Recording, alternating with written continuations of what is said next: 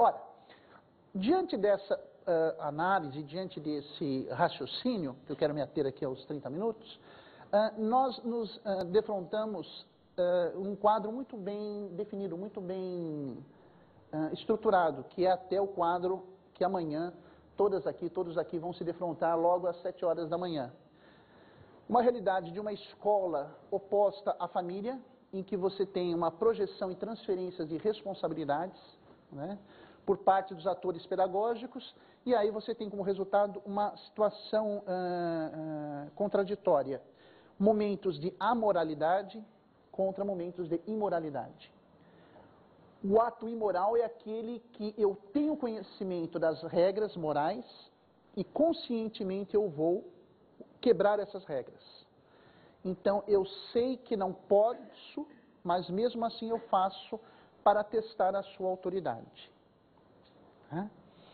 No segundo momento, a amoralidade, que à luz das ciências humanas é um quadro mais preocupante, muito mais preocupante, a amoralidade vai me dizer que eu não conheço as regras morais. E eu não as conheço porque eu não as tive. E eu não as tive porque não teve quem me deu, quem me concedesse. Então, quando um aluno afronta uma professora ou uma diretora, ou causa um ato de vandalismo, já é preocupante se for um ato imoral. É muito mais sintomático se for amoral, porque eu não sei o que é mais certo e o que é mais errado. Eu penso que a escola é a extensão da minha casa. Eu me comporto de uma maneira idiota, do ponto de vista grego. Né? O termo idiota em grego é diferente do termo que hoje nós utilizamos. Idiota, a palavra ota significa aquele que carrega. Agiota é aquele que carrega o ágio. Idiota, ídio, significa quintal. Os gregos, como civilização, né, as várias cidades-estado, Tebas, Atenas, Esparta, não tinham esse hábito de permitir que os seus filhos brincassem à frente da casa, porque eram cidades-estado sempre em condições de guerra. Então o que eles faziam? Eles compravam um terreno atrás da casa, muravam e lá eles davam o nome de ídios. É o quintal da sua casa, quintal que você cresceu e que eu cresci. Essa ideia de quintal vem dos gregos. Né? Os romanos criaram os apertamentos, né? Os gregos criaram um quintal. Então, idiota é aquele que, quando criança, brincava no quintal, enquanto tal não era idiota, mas quando cresce, pega o seu quintalzinho e leva na sua cabeça. E acha que a sociedade, que a escola, que a vida, que os outros são um grande quintal para ele poder brincar e fazer o que bem entende. Esse é o verdadeiro idiota, é achar que o mundo lá fora é seu território. É no mínimo ingênuo. É no mínimo ingênuo. Né? Não é o depreciativo, né, como nós hoje imaginamos. Né? O idiota é uma pessoa ingênua, é um amoral, é uma pessoa desprovida de qualquer regra moral. E o problema não é quando a criança tem os seus 2, 3, 4 anos, até os seus 7, até os seus 14, até os seus 17. O problema é quando esse idiota tem 27, 37, 47, sucessivamente. E você olha a criança e fala, é claro, é a moral, com o pai e com a mãe que tem. Pais totalmente permissivos, como é que eu vou?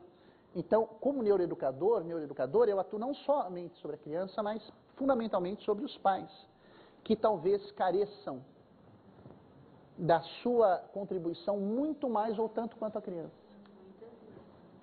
É o que vocês veem diariamente nos tratamentos que vocês realizam. Ora, qual a opção, né, começando a fechar o nosso raciocínio, de uma somatória, de uma parceria entre escola e família? Em primeiro lugar, a percepção. Eu não consigo entender se eu antes não percebo.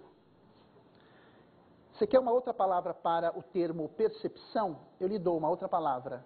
Aprendizagem. Aprender, em latim, apprehendere, significa perceber. Eu preciso perceber inicialmente aquela realidade que me é dada para poder depois entendê-la. eu preciso mastigar a fruta para saber o sabor dela. Eu não posso dizer que eu gosto ou não gosto de jiló, por mais que me digam, se eu não saborear. Puxa, é tão gostoso assim? Faz 2 pratos, por favor. Então, eu não posso dar um consentimento, eu não posso entender, assimilar, se eu ainda não experimentei. Então, eu preciso, em primeiro lugar, me aperceber daquilo que é dado para poder entender, para poder degustar, para poder assimilar isso. São ordens aí sequenciais, inclusive, entendo, talvez até neurológicas, por parte desses atores. Resultado de um ser humano para uma pessoa. E aqui, embora eu não tenha citado no início da minha fala, Rogers é alguém dentro da psicologia humanista cuja obra, Tornar-se Pessoa, explica isso maravilhosamente bem. Nós não nascemos pessoas, nós nascemos humanos e nos tornamos pessoas na medida e no ritmo em que o processo educativo interfere por meio da socialização. Então, é curioso porque eu tenho um ser humano recém-nascido totalmente dependente de mim, que vai se tornar pessoa por meio de 2 instituições, família e escola. Outras virão, igreja, Estado, meios de comunicação social e tantas outras. Mais ainda do que quando você e eu